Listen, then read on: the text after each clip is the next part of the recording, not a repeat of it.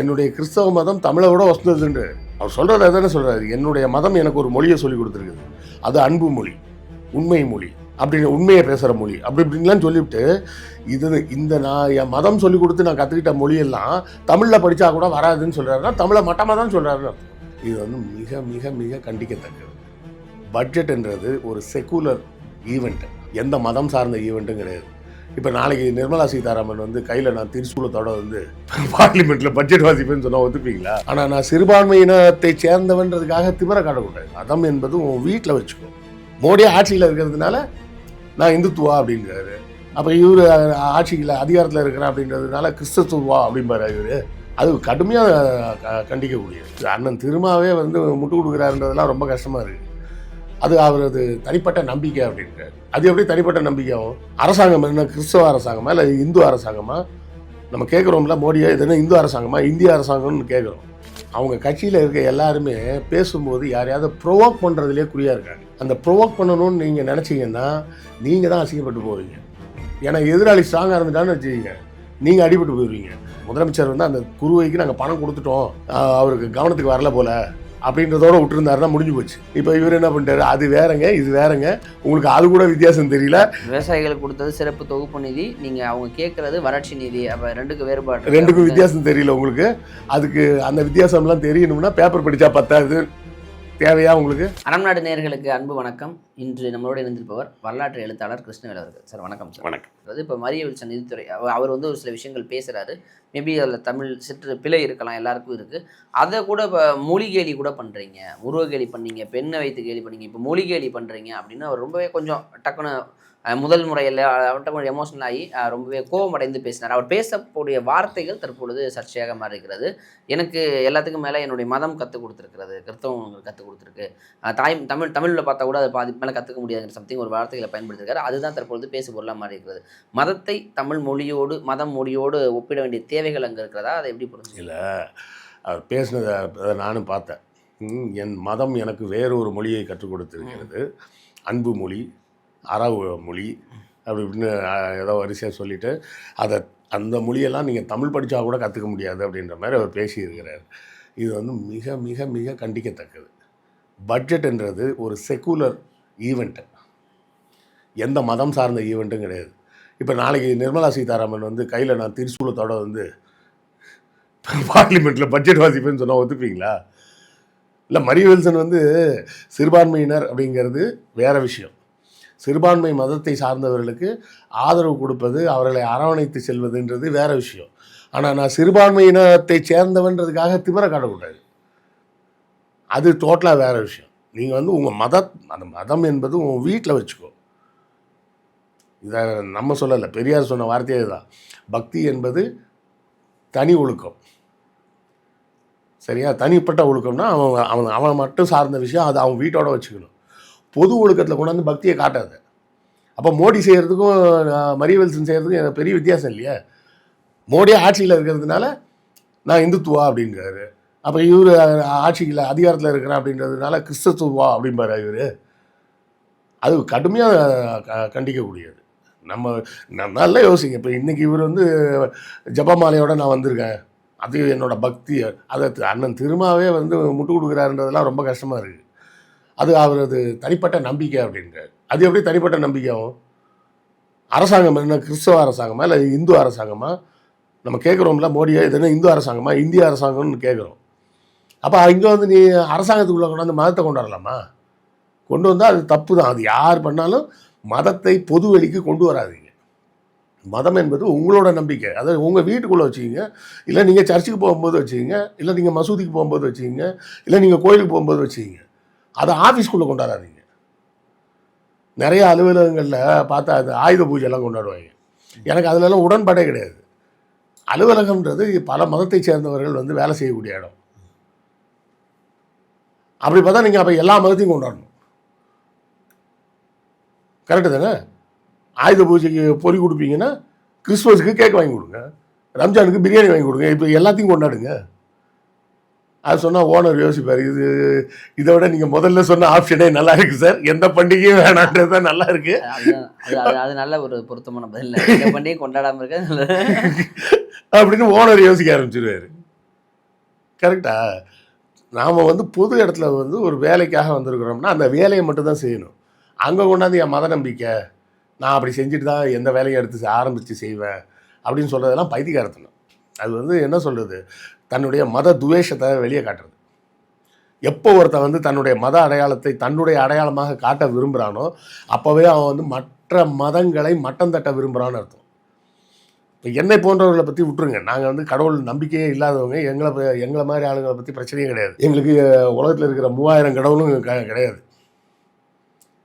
கிறிஸ்தவர்களுக்கு ஒரு 2999 மற்ற கடவுள்கள் கிடையாது. இஸ்லாமியர்களுக்கு அதே மாதிரி ஒரு 2999 கடவுள் கிடையாது.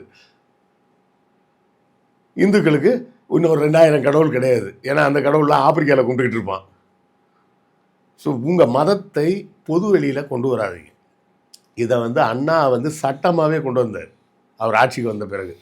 அரசு அலுவலகங்களில் எந்த விதமான பக்திக்கான அடையாளங்களோடு இருக்கக்கூடிய படங்களை வைக்கக்கூடாதுன்னு சட்டம் போட்டார். அண்ணா கொண்டு வந்த மற்ற சட்டங்கள்லாம் எல்லாருக்கும் தெரிஞ்சிருக்கும். இது அண்ணாவே கொண்டு வந்த சட்டம். எந்த கடவுள்களின் அடையாள சின்னமும் அரசு அலுவலகங்களில் வைக்கக்கூடாதுன்னு. நீங்கள் சட்டசபைக்குள்ளே கொண்டாந்து ஜபமாலையை வச்சுக்கிட்டு நான் பூஜை பண்ணுறேன்னு சொல்கிறது வந்து இந்திய அரசியல் அமைப்புக்கே எதிரானது. உண்மையை சொல்லப்போனால் அது இந்திய அரசியல் அமைப்புக்கு எதிரானது. அப்போ நாளைக்கு நிர்மலா சீதாராமன் சொல்லுவாங்க, எனக்கு சிவபெருமானை ரொம்ப பிடிக்கும், நான் திரிசூலத்தோடு தான் வந்து பட்ஜெட் வாசிப்பேன் அப்படின்னு. இன்னொருத்தர் வேற ஒருத்தர் நிதி அமைச்சராக வந்தாருன்னா அவர் நான் வேலை எடுத்துகிட்டு வந்து தான் பட்ஜெட் வாசிப்பேன் பாரு. யாராவது எடுத்து பேசினா கோவத்தில் வேலை எடுத்து சொருவினாலும் சொல்லிவிடுவார். இது அதான் ஒருத்தர் தன்னுடைய அடையாளத்தை வெளிப்படுத்துவதால் மற்றவர்கள் மனம் புண்படுற மாதிரி இருந்தது அப்படின்னா அதை தவிர்க்கிறது நல்லதுக்கு தான் பொது வெளிக்கு வரும்போது அதுதான்.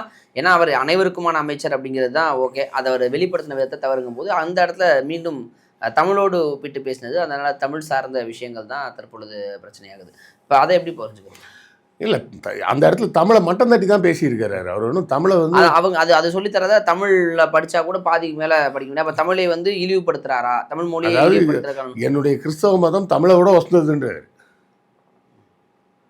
அவர். சொல்கிறது அதானே சொல்கிறாரு, என்னுடைய மதம் எனக்கு ஒரு மொழியை சொல்லி கொடுத்துருக்குது, அது அன்பு மொழி, உண்மை மொழி, அப்படின்னு உண்மையை பேசுகிற மொழி அப்படி இப்படின்லாம் சொல்லிவிட்டு நான் என் மதம் சொல்லி கொடுத்து நான் கற்றுக்கிட்ட மொழியெல்லாம் தமிழில் படித்தா கூட வராதுன்னு சொல்கிறாருன்னா தமிழை மட்டமாக தான் சொல்கிறாருன்னு அர்த்தம். தமிழை மட்டமாக தான் சொல்லிகிட்டு இருக்கிறார்.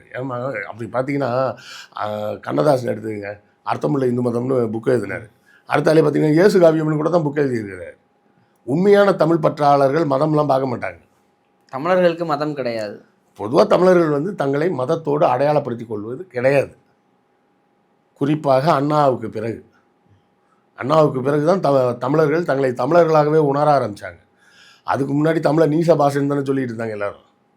அண்ணா வந்ததுக்கப்புறம் தான் அழகு தமிழாக மாறிச்சது.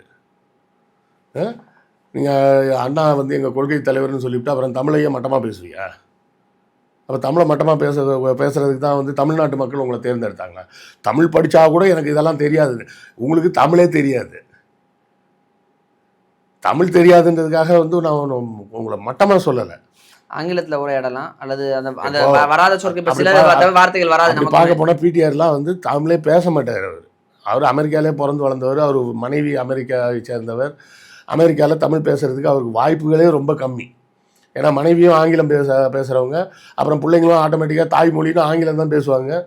அங்கே அமெரிக்காவிலே வாழ்ந்துட்டவர். அதனால ரொம்ப நாள் அங்கேயே இருந்ததுனால தமிழ் தடுமாறும் அவருக்கு தமிழ் தடுமாறுதுன்னா ஒரு அதை நம்மளால் புரிஞ்சிக்க முடியும். உங்களுக்கு என்ன, நீங்கள் பிறந்ததுலேருந்து இங்கே தானே இருக்கீங்க, நீங்கள் என்ன சார்லஸோட பேரனா என்ன? உங்களுக்கு தமிழ் வரலைன்னா நீங்கள் ஒழுங்காக தமிழ் படிக்கலைன்னு அர்த்தம். அதான் பிரச்சனை. நீங்கள் ஒழுங்காக தமிழ் படிக்கலைன்னு அர்த்தம். தமிழ்நாட்டில் இருந்துக்கிட்டு தமிழை நீங்கள் ஒழுங்காக படிக்கலைன்னா அது உங்கள் பிரச்சனை. இப்போ நான் வந்து மார்க்கெட்டிங் அட்வர்டைஸிங்லேயே வந்து ஒரு 35 வருஷம் வேலை பார்த்ததுனால கிளைண்ட்டுக்கிட்ட பூராமே இங்கிலீஷ்லேயே பேசி பழகிட்டேன். யூடியூப் வந்த புதுசில் எனக்கு கொஞ்சம் தடுமாட்டமாக இருந்தது. ஏன்னா அவ்வளோ ஃப்ளூயண்ட்டாக எனக்கு தமிழ் வரல. நடுவில் ஆங்கில வார்த்தை வந்து இருந்தது. அதை தவிர்ப்பதற்கு இப்போ கூட அதை அவாய்டுன்னு தான் வருது எனக்கு வாய்ப்புள்ள. அதை நம்ம கண்ட்ரோல் பண்ணி தானே பேசுகிறோம். அப்போது சாதாரணமாக ஒரு யூடியூப்பில் பேசக்கூடிய ஒரு நபரே வந்து தமிழில் தடுமாற்றம் இருந்தாலும் அதை சரி செய்யறதுக்கு உண்டான முயற்சி எடுக்கும்போது இப்ப தமிழ்ல பேசுறவங்களுக்குமே சில வார்த்தையெல்லாம் வாயில ப்ரொனவுன்சியேஷன் வராது. அதுக்கு பதிலா ஆங்கில வார்த்தைகளை பயன்படுத்துறதுங்கிறது நல்லதான. இருமொழி கொள்கையை தேர்ந்தெடுக்கிறோம். தாய்மொழியாம் தமிழ், 2வது மொழியா ஆங்கிலத்தை பயிர்றது அது அது தப்பும் கிடையாது. சட்டமன்றத்துல அதை பேசலாம். பேசலாம். அப்ப அது கிரிட்டிசைஸ் பண்ணும்போது தான் அவர் ஒரு எமோஷனல் ஆகி தேவையில்லாத விஷயங்களை பேசுறாரு. அது தவறுதலா போயிருது இல்லையா? இல்லை, நீங்கள் வந்து பொது வெளிக்கு வந்த பிறகு எமோஷன்லாம் காமிச்சிட்டு இருந்தீங்கன்னா ரொம்ப சீக்கிரமாக மக்கள்கிட்ட இருந்து அந்நியப்பட்டு போவீங்க, அசிங்கப்பட்டு போவீங்க. அதான் இல்ல எமோஷனல் காமிக்கிறதுக்கான பதவி அது கிடையாது அப்படி எடுத்துக்கிறதா? எந்த பதவியுமே எமோஷனல் காட்டுறதுக்கான பதவி கிடையாதுங்க. நீங்கள் ஒரு ரேங்கர், உங்களுக்கு என் மேலே காண்டா இருந்தால் கூட நீங்கள் காட்டிக்க முடியாது. உண்மையா இல்லையா? உள்ளுக்குள்ளே மனசுக்குள்ளே திட்டிகிட்டு இருந்தாலும் சரின்னு முகத்தை பார்த்து சிரிச்சுட்டு தான் பேசி ஆகணும். ஸோ நாம் வந்து இப்போ வேற ஒருத்தரோடு சேர்ந்து ஒரு வேலையை செய்யறதுன்னு முடிவு எப்போ பண்ணுறோமோ அப்போவே நான் என்னோட பர்சனல் எமோஷன் அப்படின்லாம் நான் காட்டவே முடியாது. தனிப்பட்ட விருப்பு வெறுப்புகளை ஒதுக்கி வைத்து விட்டு இந்த பதவிக்கு உண்மையாக இருக்கும். அது சில நேரங்களில் நம்ம அந்த உறுதிமொழி இருக்கும் போதே அதெல்லாம் அந்த வாசங்களோட தான் இருக்குமே. ஒன்றும் இல்லை, இப்போ என் பையனே வந்து செய்கிற வேலை எனக்கு பிடிக்கலன்னா டக்குன்னு மூஞ்சில் அடித்த மாதிரி நான் அவன்கிட்ட சொல்ல முடியாது. சொன்னால் அவன் பதில் கத்துனான்னா என் மரியாதை போயிடும். கரெக்டாக? அப்போது ஒரு சாதாரண ஒரு அப்பா மகன் உறவுலேயே, ஒரு கணவன் மனைவி உறவுலேயே ஒரு நெளிவு சுழிவு இருக்குது. எல்லா இடத்துலையும் எமோஷனை காட்டுறேன், எமோஷனை காட்ட முடியாது. சாதாரணமான குடும்ப உறவுகளுக்குள்ளேயே நீங்கள் எமோஷனை காட்டுறதுக்கு யோசிக்கணும் அப்படின்னு சொன்னால் அவ்வளோ பெரிய பதவியில் போய் உட்காந்துட்டு நான் எமோஷன் ஆகிட்டேன் அப்படின்னு சொல்கிறது வந்து ஏற்றுக்கொள்ள முடியாது. இனிமே சார் தான் இப்போ அதுதான் முதல் முறையாக அமைச்சராக இருக்கிறாரு. அந்த நேரத்தில் இப்படி ஒரு கிரிட்டிசிசம் தான், அதை ரொம்பவே சாஃப்டான முறையில் ஹேண்டில் பண்ணியிருக்கலாம்.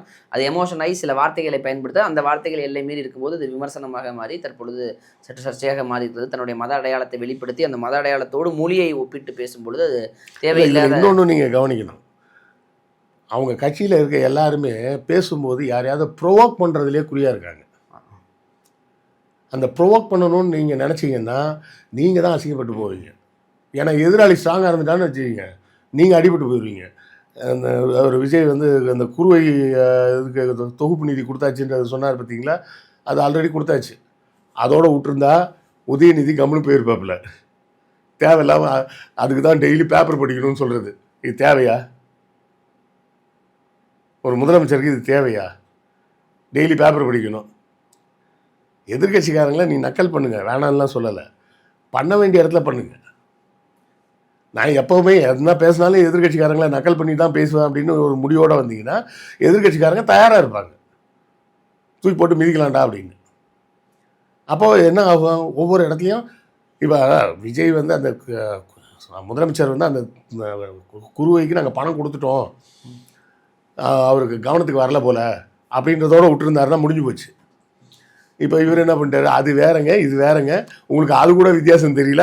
விவசாயிகளுக்கு கொடுத்தது சிறப்பு தொகுப்பு நிதி, நீங்கள் அவங்க கேட்குறது வறட்சி நிதி, அப்போ ரெண்டுக்கும் வேறுபாடு, ரெண்டுக்கும் வித்தியாசம் தெரியல உங்களுக்கு. அதுக்கு அந்த வித்தியாசம்லாம் தெரியணும்னா பேப்பர் படித்தா பத்தாது. தேவையா உங்களுக்கு? நீங்கள் பேப்பர் படித்தா தெரியும்னு சொல்ல போய் தான் உதயநிதி அதை சேர்க்குறாரு. இப்போ நீங்கள் எதை சொல்கிறீங்களோ அதுவே உங்களுக்கு ரிப்பீட்டாக மாறுது. அதுதான் பிரச்சனையே. நீங்கள் வந்து உங்களுடைய திமிர்த்தனத்தை காட்டாமல், ஆட்டிடியூடு காட்டாமல் இப்போ நடந்துக்கிட்டிங்கன்னா எதிராளியால் ஆட்டிடியூடு காட்ட முடியாது.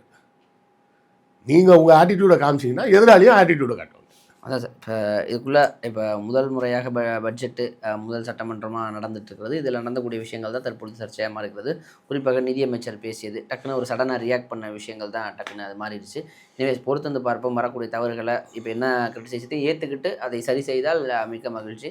இல்லை அப்படிங்கிற பட்சத்தில் அது மீண்டும் விவாதங்களாக, மீண்டும் தேவையில்லாத சர்ச்சைகளாகத்தான் மாறப்போகுது. என்ன நடந்தாலும் பொறுத்து வந்து பார்ப்போம். நேரம் கொடுத்ததுக்கு நன்றி சார். நன்றி.